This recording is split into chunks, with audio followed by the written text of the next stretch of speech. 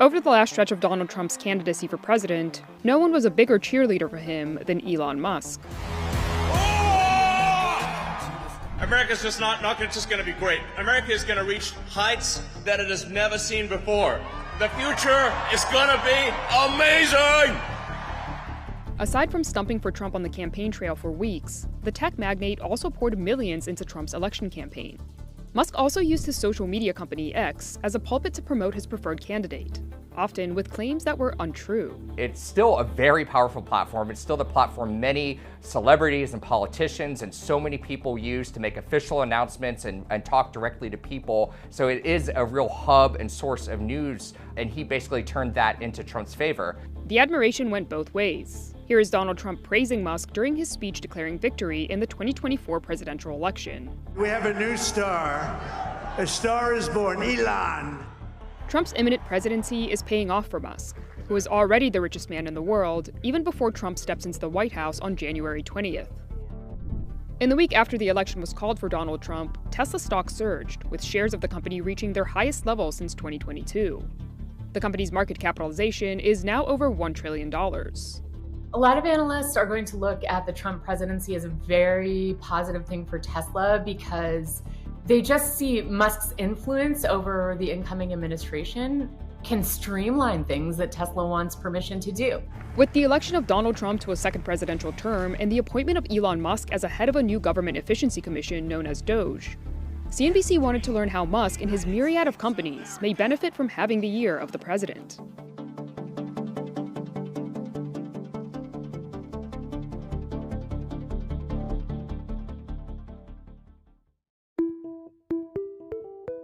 Elon Musk's business empire is sprawling and includes EV maker Tesla, social media company X, artificial intelligence startup xAI, computer interface company Neuralink, tunneling venture Boring Company, and aerospace firm SpaceX.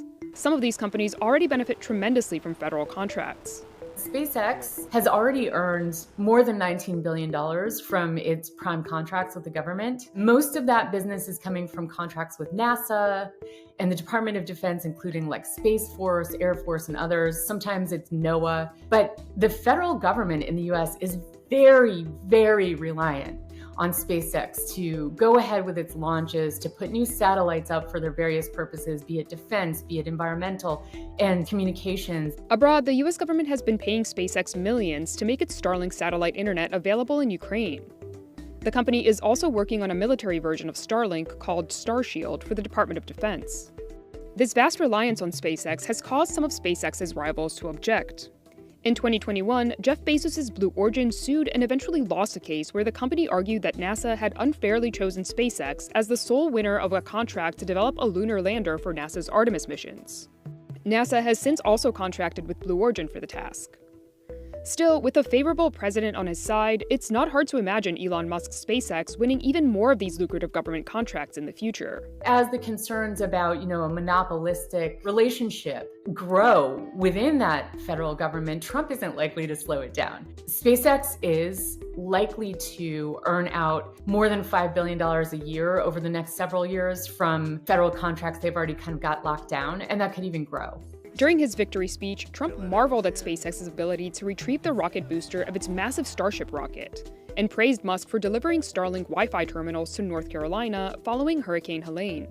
It was very dangerous. People would die. They had no communication. All the wires were down. I called Elon Musk. I said, Elon, you have something called Starlink. Is that right? Yes, I do. What the hell is it? He said, it's a communication system that's very good. I said, Elon, they need it really, really badly in North Carolina. Can you get it? He had that there so fast, it was incredible. Tesla has also benefited greatly from government support, mostly by taking advantage of existing EV policies like automotive regulatory credits, which are issued to companies that make low-carbon or no-carbon emission vehicles. Regulatory credits made up about 60% of Tesla's net income in the second quarter of 2024, and about 39% in the third quarter. In total, the company has reported about $10 billion in sales of environmental credits since 2015. While Trump has often promised to dismantle existing green energy subsidies and programs, he may not have the authority to single-handedly dismantle carbon credits, as many carbon credit markets are state-run. In addition, many clean energy projects enjoy bipartisan support. 80% of the funding from the president's signature bills, the Inflation Reduction Act and the Bipartisan Infrastructure Law, have gone to red districts represented by Republicans. It would be political malpractice to undo those opportunities. Where Trump may have more power is nixing electric vehicle tax credits, offered to those who purchase EVs, and eliminating grants for the build-out of electric vehicle charging, which Tesla has also benefited from.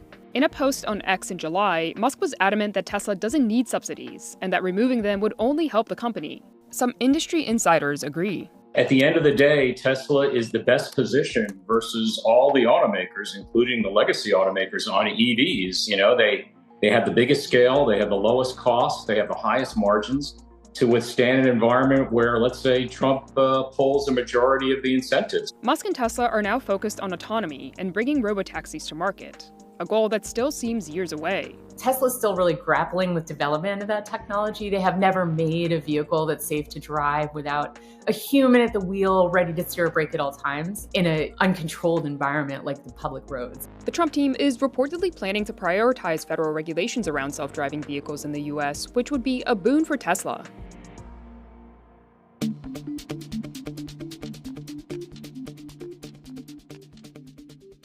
Trump did make it official late last night that Elon Musk and Vivek Ramaswamy will co-lead what he's calling the Department of Government Efficiency. Trump said that their goal will be to, and this is a direct quote here, dismantle government bureaucracy, lash excess regulations, cut wasteful expenditures, and restructure federal agencies. Now, guys, many questions about how exactly any of that would work, starting with that the president-elect cannot just create a new agency without Congress, which approves all spending. But Trump did say a little bit in his statement announcing it that Musk and Ramaswamy will work from outside of government in partnership with the Office of Management and Budget. That setup will not require either one of them to divest anything, to pass a background check, or to get Senate confirmation. Even as an advisor, the position could be a powerful boost to Musk's business interests.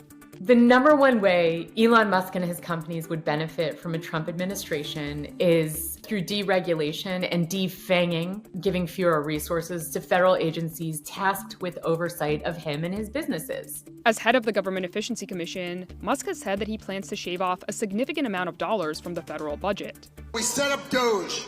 Yes. How much do you think we can rip out of this wasted $6.5 trillion Harris-Biden budget? Well, I think we could do at least $2 trillion. Yeah! For context, in 2023, the federal government budget was $6.1 trillion, with the largest chunks of the budget going to entitlement programs, including Social Security, Medicare, and Medicaid. On X, Musk suggests that one way to rein in the budget is to get rid of the fraud affecting some government programs. Data from the Government Accountability Office shows that the federal government lost an estimated $233 to $521 billion annually due to fraud between 2018 and 2022. Musk has also suggested that he will consolidate some of the country's over 400 federal agencies. I think there's something like 428 federal agencies. That's almost 2 agencies per year since the founding of the country, and more being created. And so I call this like sort of strangulation by overregulation. And this is crazy. In a recent commentary piece in the Wall Street Journal, Musk and Ramaswamy wrote that Doge will pursue 3 major kinds of reform: regulatory rescissions, administrative reductions, and cost savings. The commentary went on to say that many existing federal regulations were never passed by Congress and should therefore be nullified, which President-elect Trump will be able to do by executive action. Meanwhile, cutting expenditures like the $535 million a year that goes to the Corporation for Public Broadcasting, $1.5 billion for grants to international organizations, and nearly $300 million to groups like Planned Parenthood could deliver major cost savings, they said. The two also championed the large-scale auditing of agencies, calling out the Pentagon for failing its 7th consecutive audit. Musk here really has the opportunity to suggest to Trump that he makes cuts at federal agencies that could, in effect, directly impact how he does business. That includes the SEC, that includes the FAA and SpaceX launches, kind of cutting the red tape there, making it easier for them to launch without certain regulations and rules, including environmental protections. And then there's a National Highway Transportation Safety Administration. That is a big barrier for Musk's ambitions in robo-taxis. The agency has been a strict watchdog when it comes to the safety of Tesla's vehicles. this is a major recall Tesla is announcing after an investigation by the National Highway Traffic Safety Administration. Tesla is recalling 362,000 vehicles. Tesla shares taking a leg lower late today after the National Highway Traffic Safety Administration found a critical safety gap in its autopilot system. Meanwhile, testing standards for autonomous vehicles are done on a state-by-state basis, something Musk has said he would like to be standardized through a federal process, and Trump has said he will support. Musk has said that he wants to get the DOT to instate a federal motor vehicle safety standard that would allow you basically like a super pass. You know, you just meet this one standard and then you can use your robotaxis anywhere in the country. If Tesla can get a favorable environment around the government talking to the states about making some of these full self-driving more available, that can move the needle. Just to put some quick perspective on it, within a few years, there'll be about 10 million Teslas on the road. Half of them get it. That adds $6 billion in their net to their net income. That would increase it by about 35%. This is a huge lever. Elon Musk has frequently blamed government regulation for stifling innovation. A bonfire of nonsense regulations would be epic. Yeah. More lax regulation could also help Musk's newer companies. As far as what's going on with X and Twitter, that piece is that there's probably a benefit just around his ability to continue to grow that platform, just kind of in a more free speech type of world. And lastly, don't forget about X.AI. I mean, the whole AI piece, this potential around some regulation around AI that diminished today. And I'm stretched to try to find out how this could play out negative for Elon. A weakened regulatory body might also bolster Musk's fight against the numerous probes and investigations he and his companies are facing from federal agencies. There's somewhere in the ballpark of 19 or 20 federal probes and lawsuits involving Musk and federal agencies. There are OSHA investigations into safety issues at Tesla and SpaceX that are open. There's an EEOC civil rights investigation into Tesla. They believe that Tesla allowed racist discrimination and retaliation against Black employees to happen for years. The Labor Board is investigating SpaceX for possible alleged retaliation against employees who spoke critically of Musk with this open letter. Additionally, the SEC is investigating whether Elon and his brother have committed securities fraud. The EPA, they found SpaceX was in violation of the Clean Water Act in Texas, and he was livid about that, which delayed the Starship launches that he wanted to go forward with. And then you've got all the Department of Transportation safety probes. There are 4 open currently, looking into mostly safety defects around autopilot, FSD, and these partially automated driving systems that Tesla's had out on public roads. He's hoping that Trump will, force those agencies to wind down and abandon any probes, charges, litigation they were pursuing against him, against Tesla, against SpaceX, and so forth. Finally, Trump is also likely to back Musk's anti-union stance. Here's the president-elect speaking to Musk during the 2-hour interview on X in August. Well, you're the greatest cutter. I mean, I look at what you do. You walk in and you just say, you want to quit? They go on strike. I won't mention the name of the company, but they go on strike and you say, that's okay, you're all gone. You're all gone. So every one of you is gone. There was a thought, going into after that big union contract was won with UAW following the strike, that might trickle over and bleed over into Tesla, that the UAW could convince Tesla workers to do the exact same thing and unionize for the first time. Now that the election has been decided in Trump's favor, a lot of the gas in that argument has been taken out. Although Trump and Musk align on a number of strategies, it's unclear where Musk stands on Chinese tariffs, since he's changed his position in the past. The Chinese car companies are the most competitive car companies in the world. Frankly, I think if there are not trade barriers established, they will pretty much demolish most other car companies in the world. Tesla competes quite well in the market in China with no tariffs and no differential support. In general, I'm in favor of no tariffs. He's been very easy to criticize people home and abroad, except China, which is his biggest growth market outside of the United States. Tesla's been producing more vehicles there, and he needs the Chinese Communist Party to like him. One of Tesla's most productive factories is its Gigafactory in Shanghai, where they make cars and are also planning to make megapacks, these energy storage systems that are for, utilities or large-scale operations like businesses. They likely, under a Trump administration, won't be able to export those to the States.